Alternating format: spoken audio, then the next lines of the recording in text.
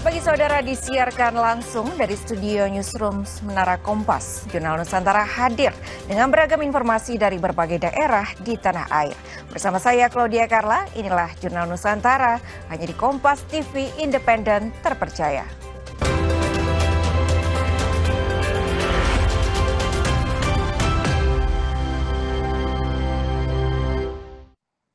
Melalui informasi pagi ini di Jurnal Nusantara Saudara, kebakaran hebat melanda permukiman padat penduduk di Jalan Misol, Kota Sorong, Papua Barat Daya. Sedikitnya 9 rumah hangus terbakar dan 13 keluarga terdampak musibah tersebut.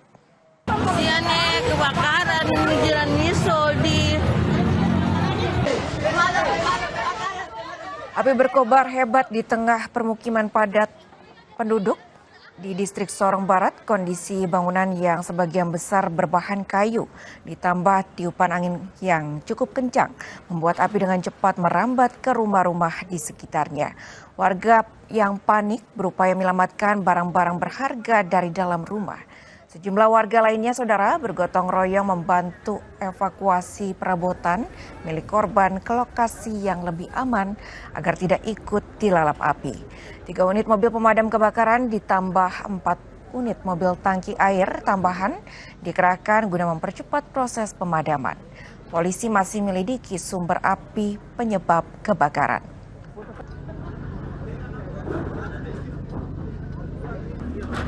Lasur, distrik Sorong Kota, itu ada 13 kepala keluarga dan 9 rumah.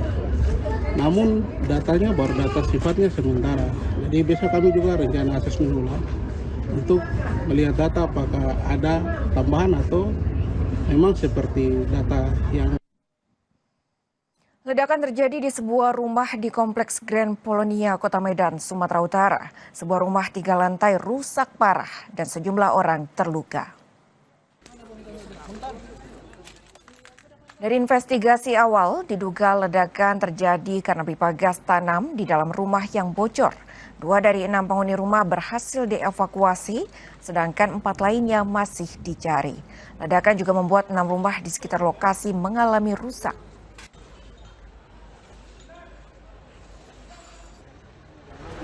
Kalau ledakannya? Hasil investigasi awal adanya kebocoran dari pipa gas tanam atau pipa gas bawah tanah. Tadi kami sudah masuk dengan menggunakan alat pendeteksi gas. Memang terdeteksi di situ. Ada 6 orang yang merupakan dan yang tinggal di dalam.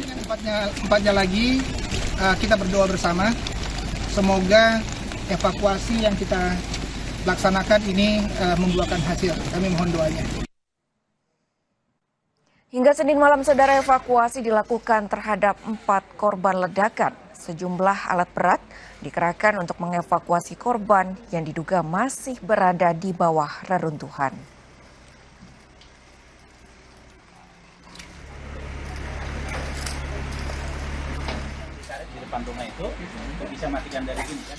Informasi lainnya, saudara, usai terjaring OTT, Bupati Lombok Barat lalu Ahmad Zaini tiba di Gedung Merah Putih KPK Senin malam.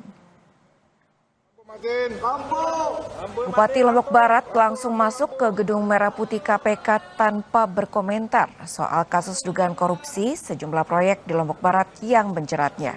Selain Ahmad Zani, 6 orang lain yang tertangkap OTT juga dibawa ke Gedung Merah Putih KPK pada Senin malam.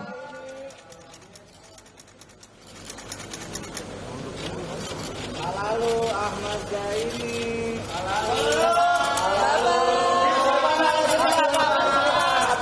Pak, ada yang disampaikan untuk masyarakat di Lombok, Pak. KPK menangkap 19 orang dalam operasi tangkap tangan di Lombok Barat. Juru bicara KPK Budi Prasetyo bilang 7 diantaranya termasuk Bupati Lombok Barat lalu Ahmad Zaini akan dibawa ke Gedung Merah Putih KPK Senin malam. Uang senilai ratusan juta rupiah dan sejumlah dokumen juga disita. Mengamankan sejumlah 19 orang yang kemudian 7 diantaranya malam ini akan dibawa ke Gedung KPK Merah Putih untuk dilakukan pemeriksaan lebih lanjut. Adapun dari pihak yang diamankan tersebut, diantaranya adalah Bupati Lombok Barat. Selain mengamankan para pihak, tim juga mengamankan barang bukti, diantaranya dalam bentuk uang tunai dalam pecahan rupiah dan juga beberapa dokumen yang diduga terkait dalam perkara ini. Adapun perkara ini diduga berkenaan dengan penerimaan yang dilakukan oleh Bupati terkait dengan proyek-proyek yang ada di lingkungan Kabupaten Lombok Barat. Sorotan lain, saudara, polusi asap akibat kebakaran hutan dan lahan menyelimuti kota Banjarbaru, Kalimantan Selatan. Kondisi ini mengganggu aktivitas warga karena membuat jarak pandang berkurang dan memicu bau menyengat yang mengganggu pernapasan. Kabut asap dilaporkan lebih pekat di pagi hari dan membuat aktivitas anak-anak yang hendak berangkat sekolah terganggu. Asap juga berdampak pada aktivitas penerbangan di Bandara Internasional Syamsuddin Nur dan membuat 6 penerbangan harus ditunda keberangkatannya. Pihak Kelurahan Guntung Manggis mengonfirmasi adanya 3 titik api di wilayahnya dan warga diimbau untuk waspada dan segera melaporkan kepada petugas jika melihat adanya indikasi titik api baru di lingkungan mereka.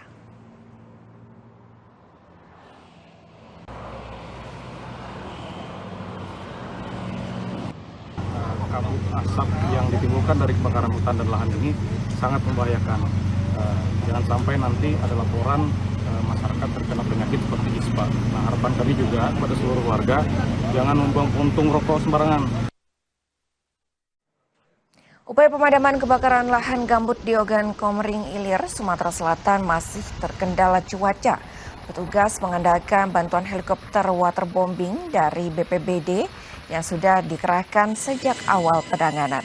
Selain itu, saudara, upaya pemadaman melalui darat yang dibantu tim gabungan Manggala Agni Daops Oki, BPBD, TNI, dan warga juga terus diupayakan untuk mengendalikan api yang membakar sekitar 20 hektar lahan sejak Jumat lalu.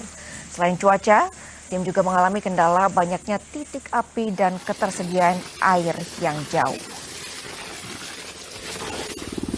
Maju. Di mana pergerakan penjalaran api berjalan mundur sehingga berpotensi menimbulkan titik kebakaran yang baru. Kemudian cuaca yang ekstrim dan pola pergerakan angin yang selalu berubah-ubah menyebabkan petugas mengalami hambatan karena diperlukan kecepatan dalam bergerak.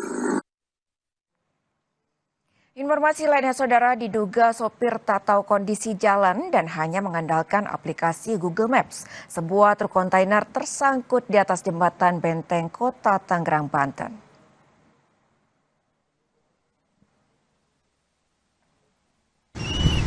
Inilah kondisi truk kontainer yang tersangkut di atas jembatan Benteng atau yang lebih dikenal dengan jembatan Teletubbies. Bentuk jembatan yang cekung membuat badan truk tersangkut hingga ban belakang truk terangkat. Polisi mengatakan kejadian ini diduga akibat sopir tidak mengetahui kondisi jalan dan mengandalkan aplikasi petunjuk arah. Usai tersangkut selama 5 jam, truk pun dapat dievakuasi dengan menggunakan alat bantu forklift.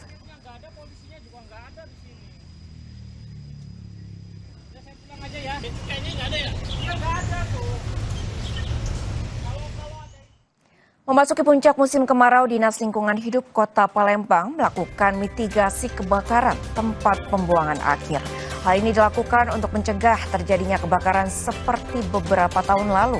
Kita ulas bersama Kepala Dinas Lingkungan Hidup Kota Palembang, Ahmad Mustain, usai jeda.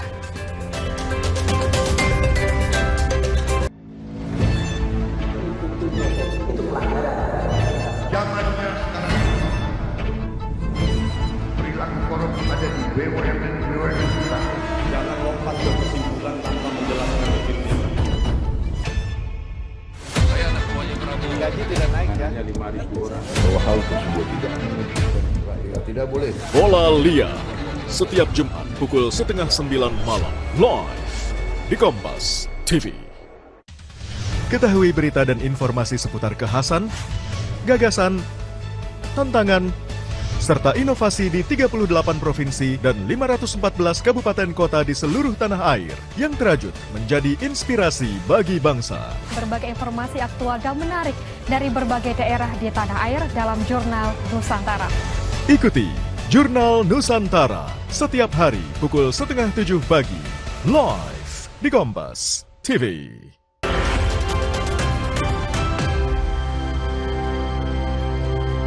Anda kembali menyaksikan Jurnal Nusantara. Saudara, saat musim kemarau, Dinas Lingkungan Hidup Kota Palembang memperkuat mitigasi untuk mencegah kebakaran di TPA, Sukawinatan, dan Keramasan. Langkah pencegahan ini dilakukan berkelanjutan sebagai antisipasi meningkatnya risiko kebakaran. Dinas Lingkungan Hidup Kota Palembang, Sumatera Selatan memperkuat mitigasi untuk mencegah kebakaran di tempat pembuangan akhir sampah atau TPA, Sukawinatan, dan Keramasan selama musim kemarau.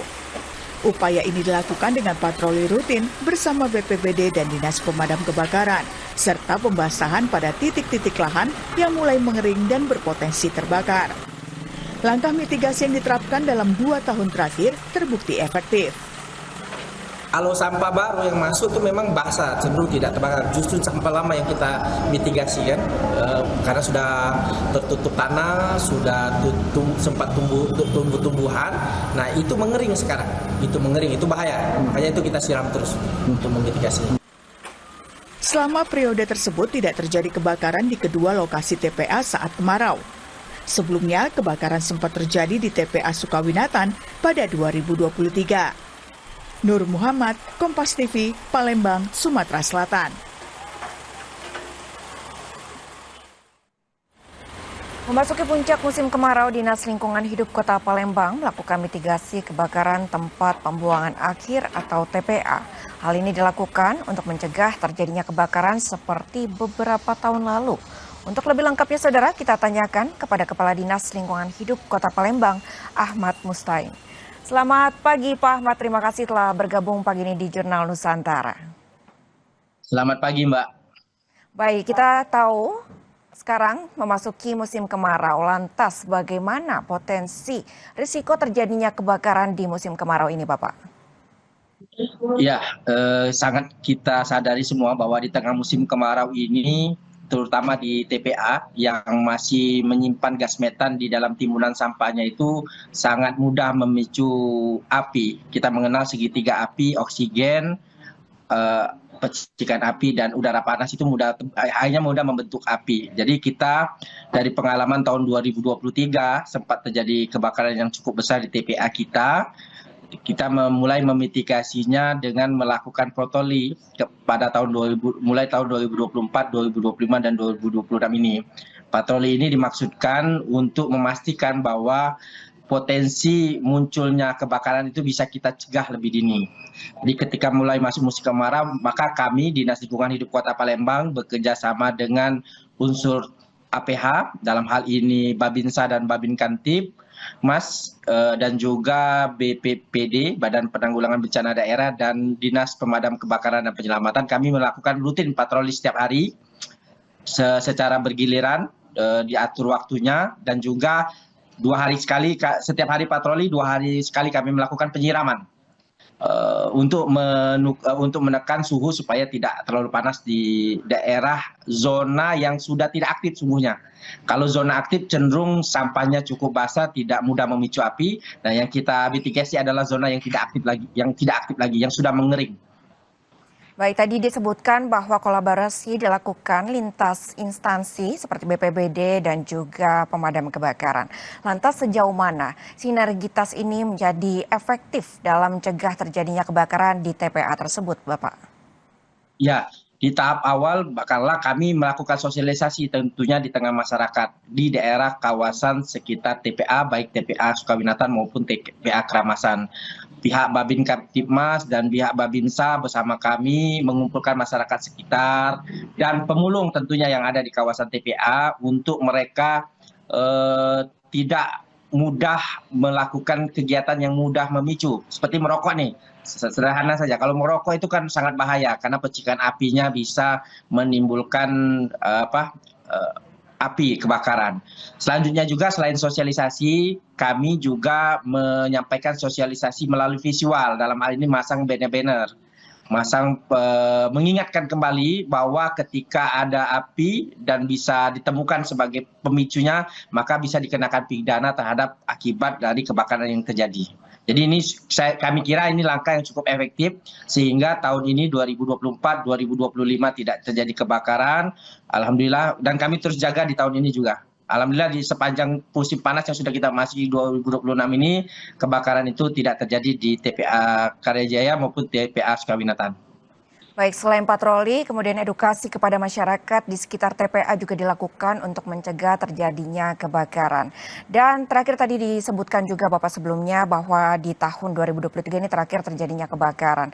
Lantas faktor apa yang paling berkontribusi selama ini untuk kemudian dapat mencegah terjadinya kebakaran di TPA tersebut? Ya, kesadaran masyarakat yang muncul akibat kolaborasi kami tadi, Mbak. Jadi sosialisasi yang kami masih lakukan juga itu mencegah dari munculnya potensi timbulnya kebakaran, dan juga kami melakukan pembahasan itu, Pak. Jadi sudah dimitigasi. Jadi 2 hari sekali kami pasti siram. Tidak ada kebakaran, zona kering 2 hari sekali kami basahin untuk menekan supaya potensi itu tidak muncul. Dan juga mungkin dalam kesempatan ini juga kami menginformasikan bahwa insya Allah Kota Palembang juga seperti terlihat di background saya itu PLTSA kita sudah 90%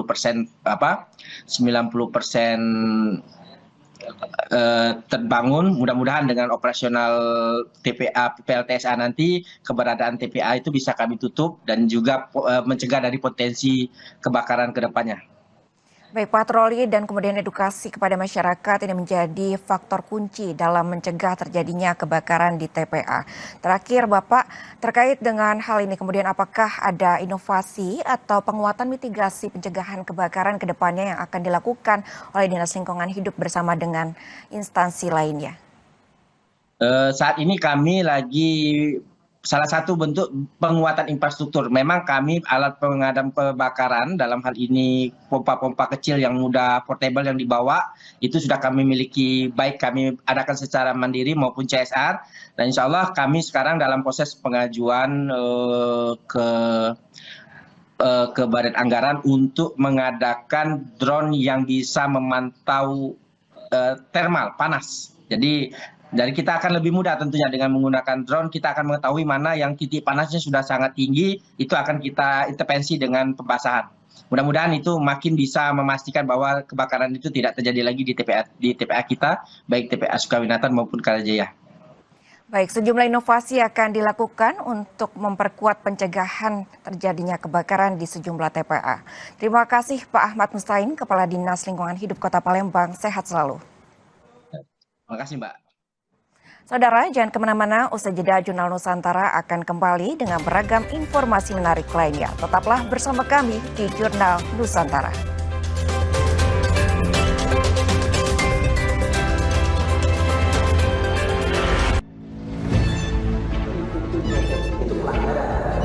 Zamannya sekarang perilaku korupsi ada di BUMN kita. Jangan lompat ke kesimpulan tanpa menjelaskan detailnya.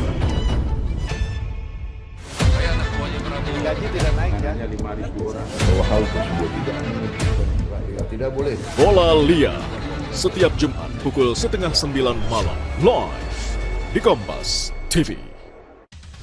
Ketahui berita dan informasi seputar kekhasan, gagasan, tantangan, serta inovasi di 38 provinsi dan 514 kabupaten kota di seluruh tanah air yang terajut menjadi inspirasi bagi bangsa. Berbagai informasi aktual dan menarik dari berbagai daerah di tanah air dalam Jurnal Nusantara. Ikuti Jurnal Nusantara setiap hari pukul 6:30 pagi live di Kompas TV.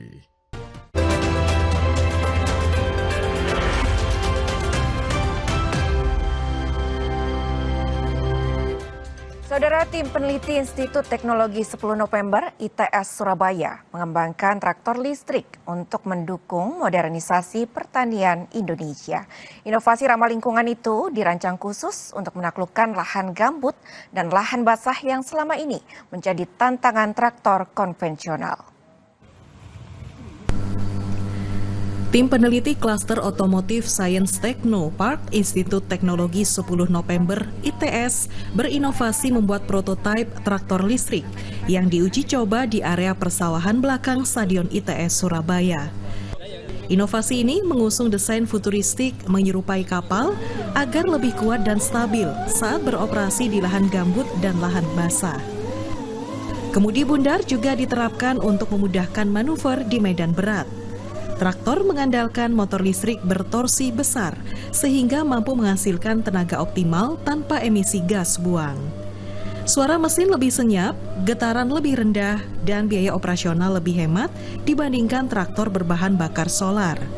Untuk menjaga keandalan, traktor dilengkapi radiator dan sistem pengaman miniatur circuit breaker atau MCB. Traktor listrik yang memang didesain untuk lahan gambut, jadi bukan lahan sawah biasa. Dan ini dikembangkan oleh teman-teman dari klaster inovasi otomotif dari STP yang diketuai oleh Pak Bambang Sudarmanta ini, Prof. Bambang Sudarmanta ini. Ya, kami berharap bahwa operasional cost-nya bisa lebih rendah. Di samping itu juga kita berharap sawah itu meskipun dikerjakan dengan mekanisasi pertanian namun bisa emisinya rendah. Sementara itu, dalam sekali pengisian daya, traktor berkecepatan 6 km per jam ini mampu mengerjakan lahan sawah seluas 1 hektar selama 3 hingga 4 jam. Setelah tahap penyempurnaan, prototipe akan menjalani uji Kementerian Pertanian. Jika lolos, traktor listrik buatan ITS akan masuk e-katalog pemerintah agar dapat dimanfaatkan petani di berbagai daerah sebagai bagian dari transformasi pertanian modern dan rendah emisi. Alfian Rahman, Kompas TV Surabaya, Jawa Timur. Informasi lain, saudara, untuk Anda pecinta kuliner, terdapat kuliner mie ayam luber yang menjadi salah satu makanan favorit wisatawan saat berkunjung ke kota wisata Brastagi, Kabupaten Karo, Sumatera Utara. Uniknya, dalam satu porsi mie ayam luber ini memiliki porsi ayam yang banyak hingga tumpah dari mangkuk penyajiannya. Inilah lokasi mie ayam luber yang menjadi kuliner favorit wisatawan di kota Brastagi, Kabupaten Karo, Sumatera Utara. Mie ayam luber terinspirasi dari mie ayam yang diberi topping ayam. Uniknya dalam satu porsi memiliki porsi ayam yang sangat banyak, hingga tumpah dari mangkuk penyajiannya. Bukan hanya itu, es luber juga menjadi favorit para pengunjung karena disajikan dengan porsi yang banyak. Salah satu pengunjung mengaku lokasi ini menjadi lokasi favorit mereka sembari menikmati kota wisata Brastagi. Selain harga yang terjangkau, rasanya juga enak di lidah. Tempatnya itu kan salah satunya itu yang pertama viral, terus menunya juga lumayan enak kayak gitu. Terus ya kayak gitu. Favoritnya apa di sini? Favoritnya di sini pertama itu ayam pecah, terus di situ bakso luber juga kan. Karena di sini kan baksonya luber, lumayan banyak kayak gitu, jadi puas lah. Sementara pemilik mie ayam luber mengaku idenya berasal dari pelanggan yang melihat sajian dengan topping berlimpah yang cukup menarik. Sehingga ide tersebut dikembangkan mulai dari Jakarta hingga ke Sumatera Utara. Kalau ide awal kita itu sebenarnya kita bawa dari Jawa, Bang. Kan itu dulu ini namanya sebenarnya mie ayam yamin, Bang. Jadi dia banyak orang persepsi mie ayam kita itu sama kayak mie ayam yang lain. Aslinya itu dia mie ayam yamin. Mie ayam yamin ini mie ayamnya Jakarta. Jadi dia dominan manis, dia nggak ke asin gitu. Jadi idenya sebenarnya dari Jakarta, Bang, kita bawa. Dengan banyaknya destinasi kuliner di kota wisata Brastagi diharapkan mampu meningkatkan jumlah wisatawan.